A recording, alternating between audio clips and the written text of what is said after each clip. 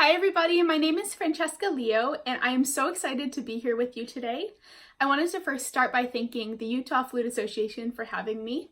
Today we will be discussing all things related to performance-related injuries, staying healthy as a flutist, and also identifying some common types of performance-related injuries and also ways to manage and treat them through medical intervention and also through your practicing.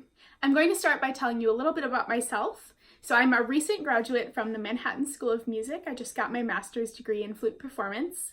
And I am also the founder of PlayingWithoutPain.com, an interactive web resource committed to connecting musicians with other resources to treat and prevent performance-related injuries and maintain good mental health. I serve as the program coordinator and the social media assistant for the Art of Practicing Institute. I also recently just completed a certification in the Essentials of Performing Arts Medicine through the Performing Arts Medicine Association. Performing arts health is a topic that I am very passionate about because a couple years ago I sustained a pretty severe performance-related injury. I was diagnosed with forearm tendonitis at age 16, and that later spread to a diagnosis of shoulder tendonitis because I did not know how to take care of it at that time. Performance-related injuries are super common. There are multiple studies, including one that I conducted myself, revealing that over 80% of musicians have suffered or are currently suffering from a performance-related injury. If you identify with this description, you are not alone. I'm going to be throwing a lot of information at you today, so it's going to be kind of like a mini crash course of performance health for flutists. So if you have any questions, I will be including my email address at the end of this presentation. Feel free to contact me as much as you'd like. Today we will be discussing common types of performance-related injuries, the importance of maintaining good mental and physical health, and injury prevention and treatment tips specific to flutists. In a study I conducted in the fall of 2017 at Bowling Green State University, I found that 84% of musicians were suffering a performance-related injury to the point where it was affecting their ability to play at the level of which they were accustomed. Several studies have demonstrated similar or higher statistics, with one study in Australia conducted by Bronwyn Ackerman, Diana Kenny, and James Fortune, revealing that 95% of flutists suffered some form of performance-related injury. Flutists are uniquely vulnerable to the development of a performance-related injury due to the asymmetrical nature of our instruments, and it is important to be aware of the risk factors we face and implement as many prevention and treatment strategies into our practice routines and daily lives as possible. Now I will be walking you through a variety of common performance-related injuries. As you are seeking medical treatment for these performance-related injuries, it is important to be able to describe the type of pain that you're experiencing and also the general area of pain in your body. So common descriptions of pain include a tingling sensation, a burning sensation, pins and needles, or a dull ache. It's important to be able to describe this to your doctor so that they can give you the best diagnosis possible. I will include a quick disclaimer before we go and discuss about common types of performance-related injuries and their symptoms.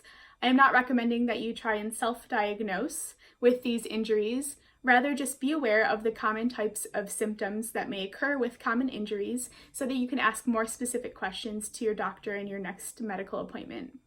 I am not a medical professional myself, but all of this research is a result of scholarly publications that I have researched written by medical professionals.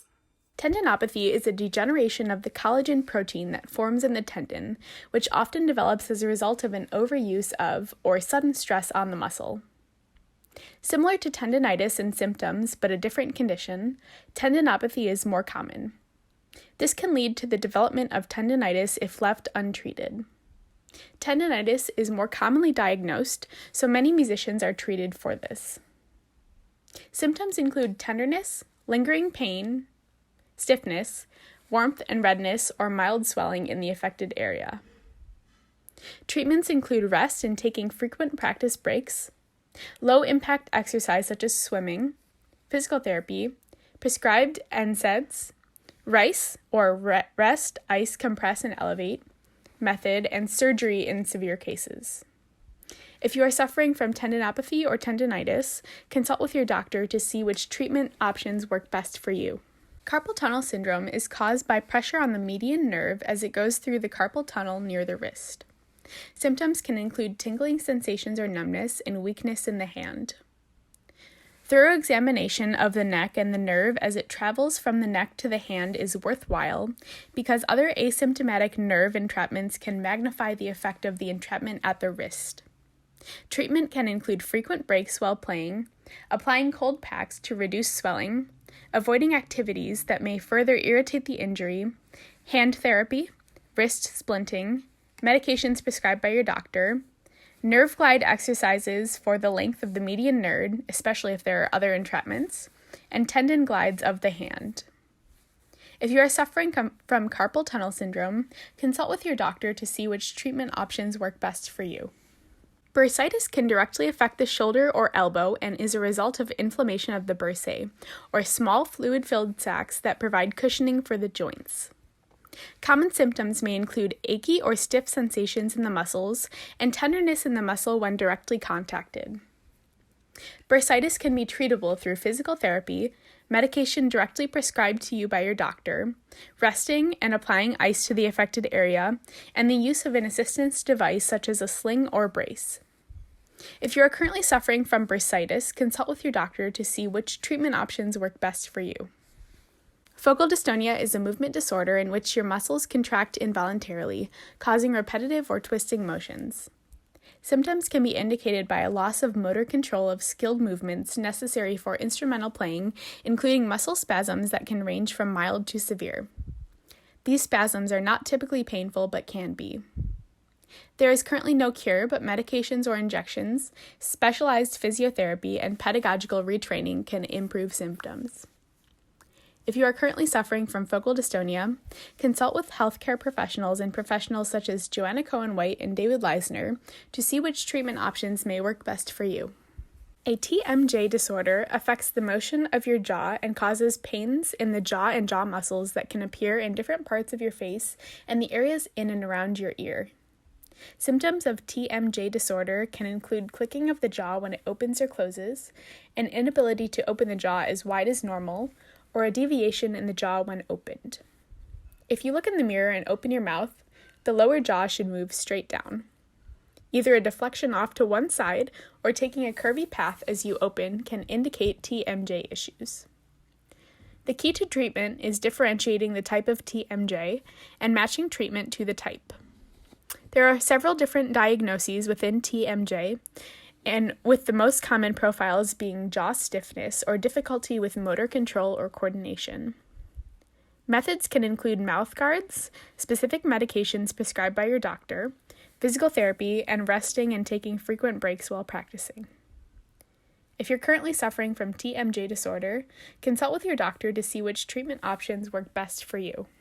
Thoracic outlet syndrome, or TOS, is a nerve compression syndrome and a group of disorders that occur when there is compression, injury, or irritation of the nerves and/or blood vessels in the lower neck and upper chest area, otherwise known as the thoracic outlet. This syndrome can present itself in many different ways, and the majority of cases have no vascular component. Symptoms may include pain and/or numbness in the neck, shoulder, and arm, or impaired circulation in these areas, and can be triggered by a specific maneuver such as picking up the flute. Treatment may include postural corrections by a healthcare professional, physical therapy, and occupational therapy. It is important to identify the source of this injury, as it may reveal underlying nerve entrapments that are magnifying each other and causing pain or numbness. If you are currently suffering from TOS, consult with your doctor to see which treatment options work best for you. Thank you to Dr. Cody Weisbach for the professional advice and assistance in creating this section of the video. To learn more about Dr. Weisbach, visit musiciansmaintenance.com and follow Musicians Maintenance on Instagram.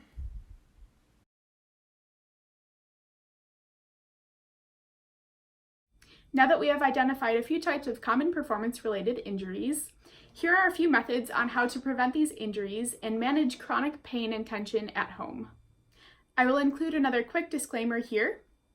Every body is different and therefore will have a different path to recovery.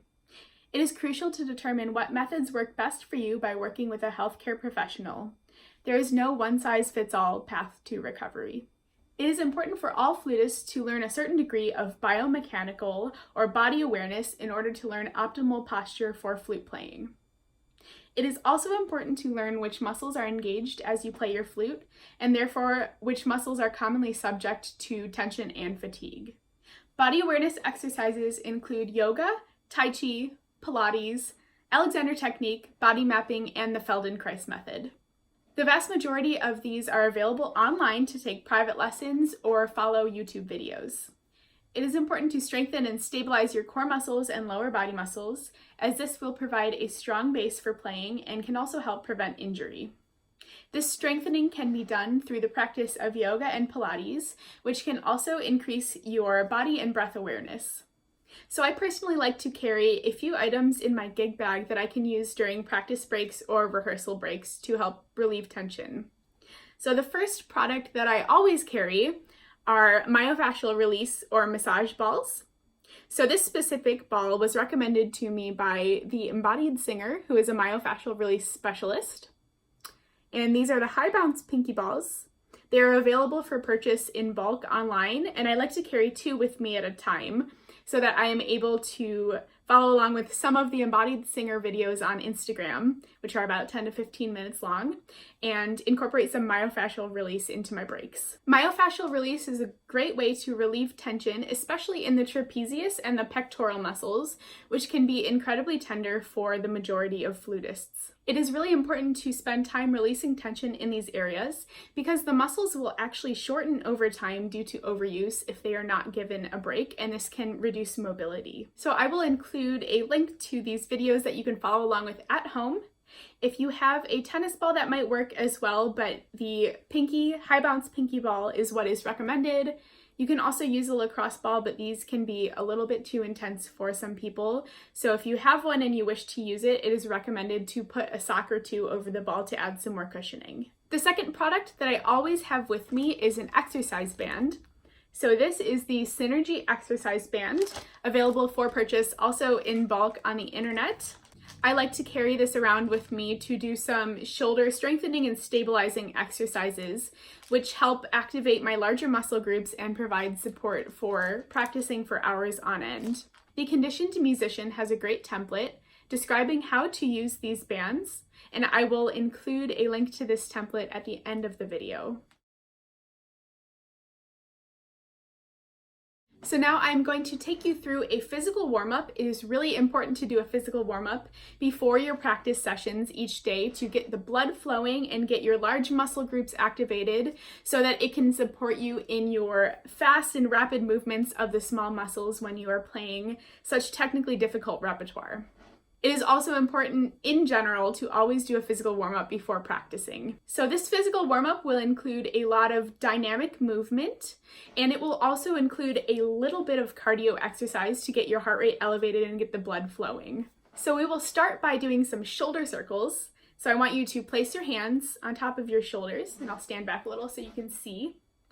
We're just going to move in small and slow circles at first. And you can do this for about 20 to 30 seconds and then change directions. This is a really good stretch for flutists because our shoulders are engaged so much while we play, and it is often a common spot that flutists complain about tension and also experience injuries. So you may experience a little bit of cracking as you're doing this motion. If you're experiencing pain, do not do it. And we will just go for a few more seconds, and then we will slowly change directions. And don't forget to breathe. I personally love this stretch. I think it feels so good.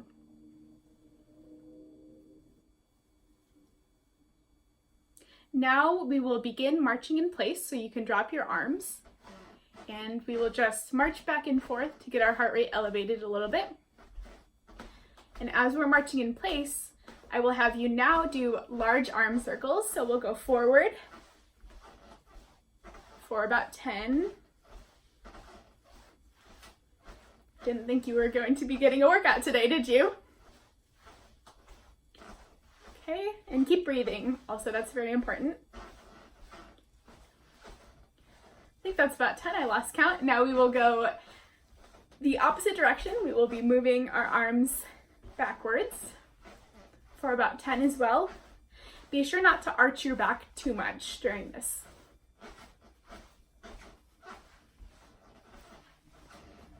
Okay, and keep marching. You can march for another 20 to 30 seconds. You can also incorporate some arm movement like you're speed walking.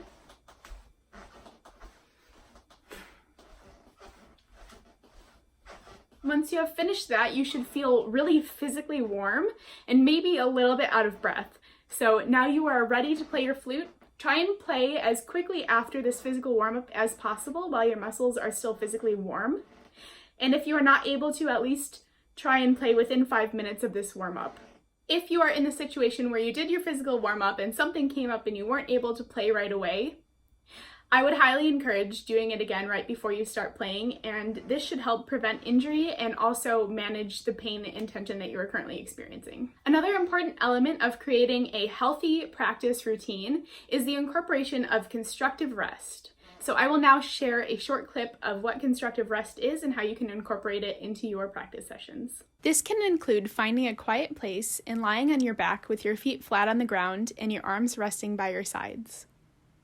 Focus on your breath and release stress, self-doubt, and negativity each time that you exhale. You can do this for 5 to 10 minutes at a time, and sometimes I like to listen to a few of my favorite recordings of the piece while I'm in this period of rest. This helps to remind me of the bigger musical picture and allows me to become less focused on the details while I am playing. Focus on imagery and characters that you wish to portray in the recording and breathe deeply, releasing tension. This should help you feel more relaxed and confident when you try again.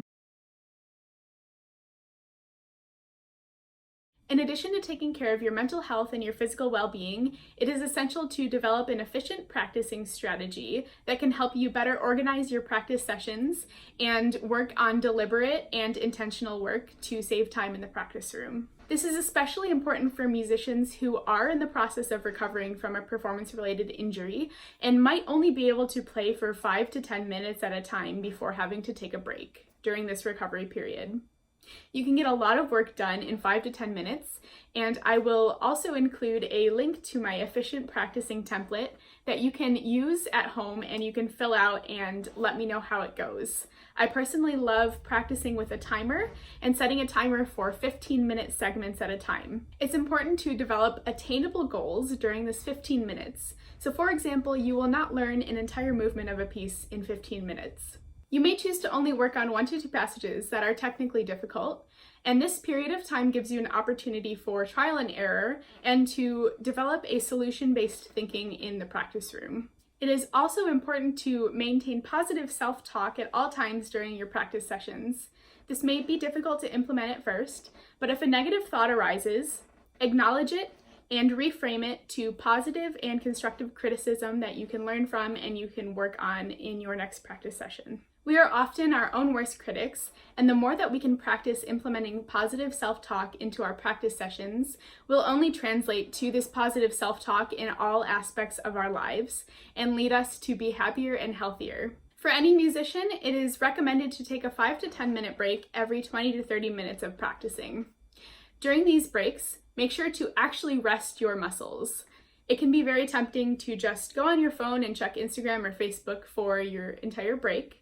But this actually involves using the same or similar muscles as you are using while you're playing, with the motion of texting or surfing the internet. So it's really important to just actually give yourself a physical break. This might include taking a sip of water, going to get a healthy snack, taking a short walk, or doing some gentle stretches, or even meditating. It is important to note that the body is an integrated being, and it is essential that we take care of not only our physical health, but also our mental health to ensure that we live a happy and healthy life.